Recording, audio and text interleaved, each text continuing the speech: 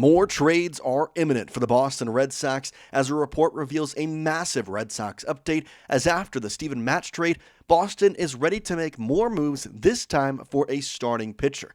We'll give you the latest trade news right here on Red Sox Digest. Welcome in, everybody. I'm Jace Andrews. I appreciate you tuning into the show. If you are part of the 82.4% who are not subscribed, do it right now, because if not, you're going to miss out when the Red Sox do make a trade. And I'm telling you right now, there is a lot of talking on the streets. Now, they have made one move already this MLB trade deadline, acquiring relief pitcher Steven Matz from the St. Louis Cardinals. This is a pretty good move for the Red Sox, getting a guy with a 3.44 ERA. He is going to be in a relief role, although he did start 2 times this year. His whip is at a 1.182, but the things that I like about him, he doesn't give up the home run, only 4 allowed this season. His ground ball percentage is high, his barrel percentage is low, and he gives up no walks at all, basically. 9 walks on the season.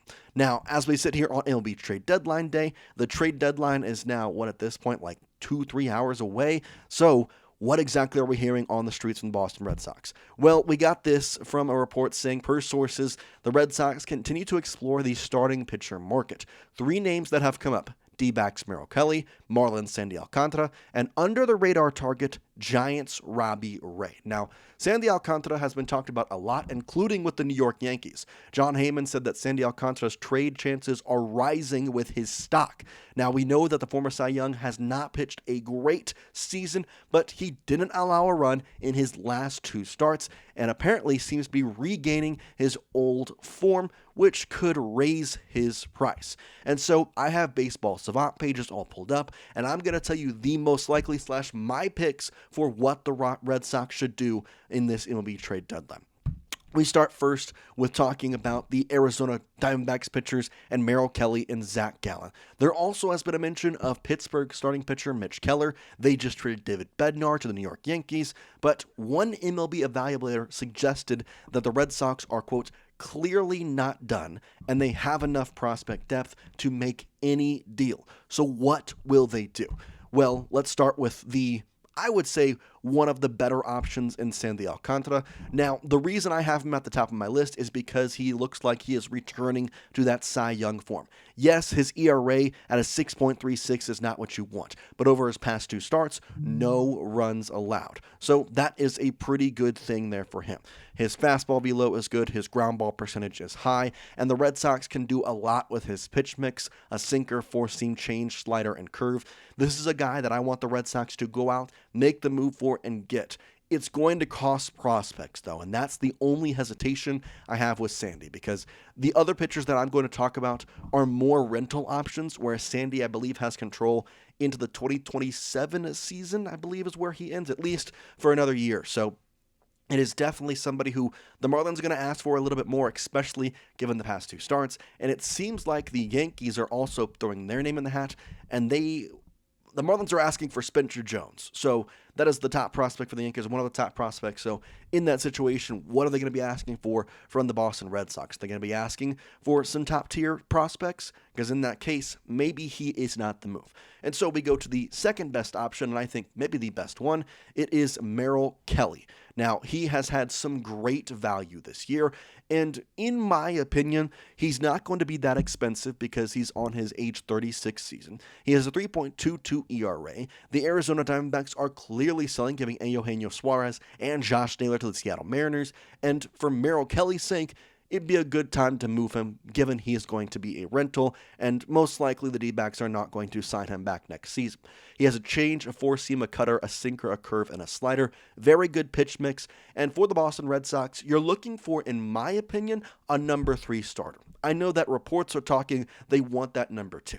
I think they have it in Brayan Bello. I think his past starts have proven that he can be a solid number 2. So what I'm looking for is either back-end number 2 or front-end number 3. And Mel Kelly fits that description very, very perfectly. I would argue he might even be closer to a 2 with Brayan Bello, where your pitching staff becomes obviously Garrett Crochet, Brayan Bello, Mel Kelly, and then from there you're also going to have Lucas Giolito, and then the last spot can be filled by a plethora of people with Walker Buehler, Richard Fenster just went down. There's a couple of different options with Kyle Harrison as well, so that fifth option could be a lot less strenuous if you have a guy like Mel Kelly in the door there. So that's probably my top pick for the Red Sox to go out to get if Sandy Alcantara's price is at the point where we see it. But one name that we had not seen mentioned was Robbie Ray until the report this morning. Now, Robbie Ray is actually a very good get and would be very funny given the matter that the Red Sox have already made a trade with the San Francisco Giants, and maybe, just maybe, they make another one with a guy with a 2.93 ERA. He's had some great value. His expected ERA is even better than his ERA. His expecting batting average is at a high percentage, 85th percentile. His whiff rate and K percentage is great. This is a guy who strikes out a lot of batters. Four-seam slider, change curve. He reminds me a little bit of, I'm going to say, the Garrett Crochet type pitcher. He's not as good as Garrett Crochet, / he does not have the same, pitch mix and all that stuff, but in that type of, I'm going to strike you out, I'm going to challenge you, that is what he does. Now, when guys get the bat on the ball, it's not amazing numbers, but they're not bad at all. The ground ball percentage is like 45th percentile.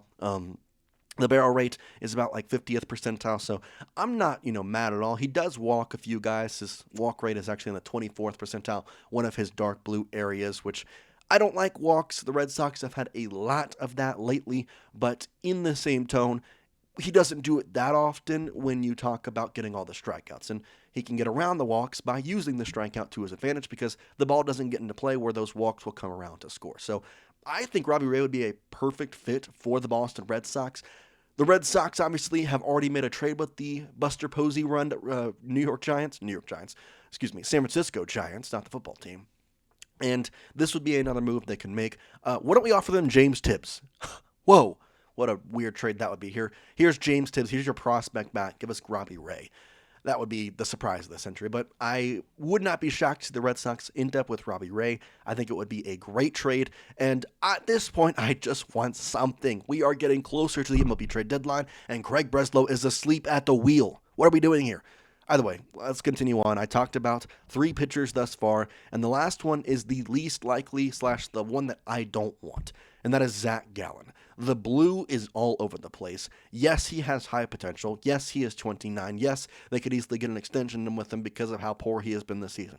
But he has been so bad, and there is no end or over the hill in sight for that matter. There's nothing that is warranting him to be better than what his expectation is. In fact, his expected ERA is not even that great. It's in the 16th percentile, and you look at his actual ERA, 5.60. It's not good. His expecting batting average is very similar.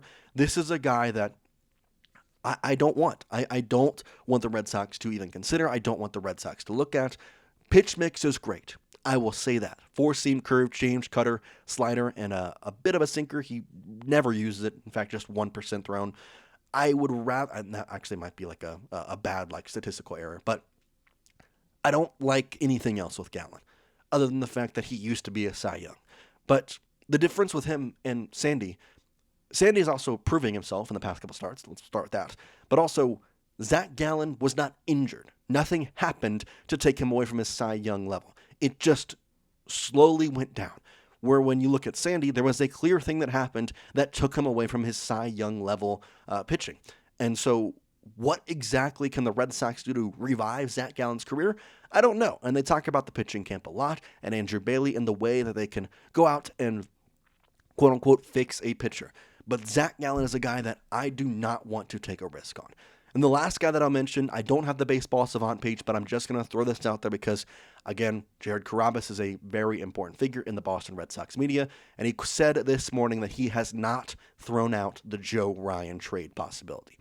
We'll see what happens. The Padres are still actively pursuing Jarren Duran, although they gave up their top prospect, Leo DeVries, for Mason Miller. So I don't think the Red Sox are going to trade Jarren Duran to anybody, because that was really the only thought I could see is if they got Leo DeVries, maybe Joe Ryan, but I don't think that the Twins would want Jarren Duran for that. I know he has years of control, but they're kind of doing a full-on reset, so that doesn't seem like a guy they would actually want to go have on their roster. But as we sit right now, the Red Sox have done nothing besides the Steven Matz trade. Now, I like the Steven Matz trade, but if we have another deadline where we look at a relief pitcher and be like, oh, that's the guy, then I'm going to have a mental breakdown. I need Craig Breslow to make a trade, and I need it to happen quick. Let me know in the comment section, do you think the Red Sox will make a trade? What will they make the trade? Who will it be? / are we about to have another lackluster MLB trade deadline? Get in the comment section, and we're going to be spamming out videos of every single report we get. So make sure you hit that subscribe button, and we'll see you next time here on Red Sox Digest. Peace out, guys.